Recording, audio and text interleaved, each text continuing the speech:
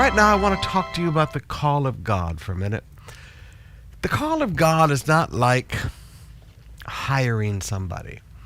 Sometimes when you sit down in an interview, the person being hired wants you to sell the job to them and tell them how wonderful it is. And I listen to some of the young people today talk about the call centers and, well, we have pool tables and we have ping pong tables and we get a 30-minute nap, and they work so hard to sell it.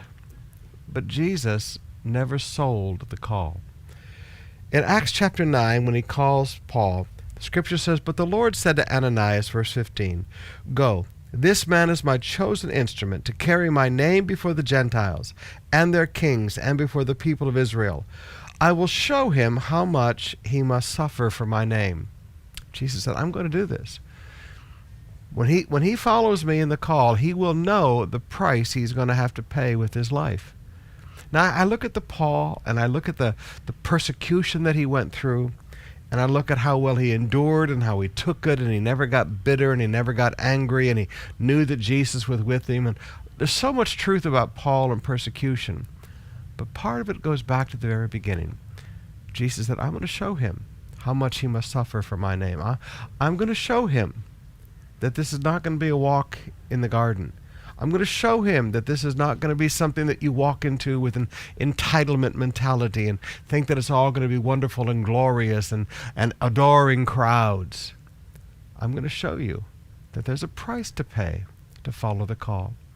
Now, I want to challenge a lot of the young men and the young women today, because people are trying to make the ministry a glamorous lifestyle, being cool, dressing in designer clothes. I look at all of this today, and I'm sorry, it's just wrong. Young people, men may try to sell you about the ministry, but what they're talking to you about is a religious position. When Jesus calls you to the ministry, not to the profession. When Jesus calls you to the ministry, he's not going to sugarcoat it.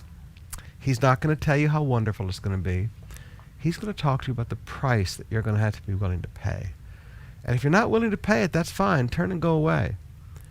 There's a world out there that needs Christ. And it's about time we get a new generation of young men and young women that aren't interested in trying to be cool, but are trying to reach a world for Christ, and they'll pay any price to preach the gospel.